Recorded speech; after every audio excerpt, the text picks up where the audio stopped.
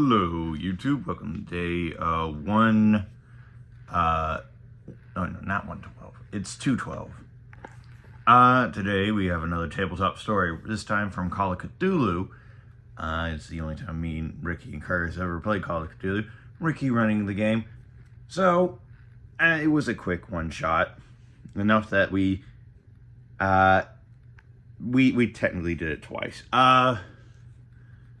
And to explain that, so, the background of the one-shot, Ricky gave me and Curtis pre-made character sheets for a small adventure. It was literally one shot. So, me and Curtis are telephone repairmen looking to bring telephones to the small town up somewhere. And then, as we arrived to the town, we noticed that it was pretty derelict. Nobody in the streets, nobody really around. So we did our job, and then we still haven't found anybody. It was time for our lunch break, so we went around. Nobody in the town. Couldn't find a single person until we entered the church. As we entered the church, the site before us led to a altar that had a bunch of what can only be described as human flesh just scattered all around it, and part of the church being decorated and adorned in it. All that was there was just one person, an old man, going, "Oh yes, would you like to sit for the service?" And as that happened, part of our scavenging around, we had found 12 gauge. So I looked at him, he looked at me, and we both said nope, and we did the smart thing in horror movies, which was blow the guy's head off, because he's old dude sitting around a bunch of random flesh bits of people just all around. We had no reason to be like, nope. So we did that, and we drove off into the one shot. However, we went back and did it because Ricky called us out for metagaming, and kind of there were some things. So he changed it up on the beginning. So as we arrived to the town to install phone lines, we met an older gentleman who said, "Oh, welcome to our town. I'm sorry nobody's around right now. They're in the church, ready for prayer. Would you like to join us?" And we told him, sorry, we're here working for the phone company. We got a work order to put like some phone lines in, maybe later." And then we began putting up things, putting the phone lines. This time we didn't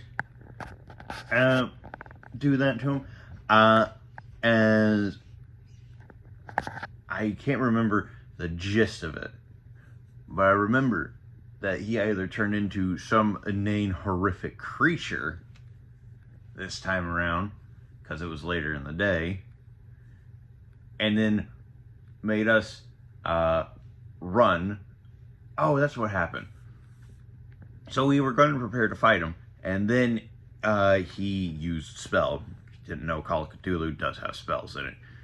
All of them to really affect your sanity. So, I think it was my character who suffered a bit of mental trauma and got like several points of, I think, dread.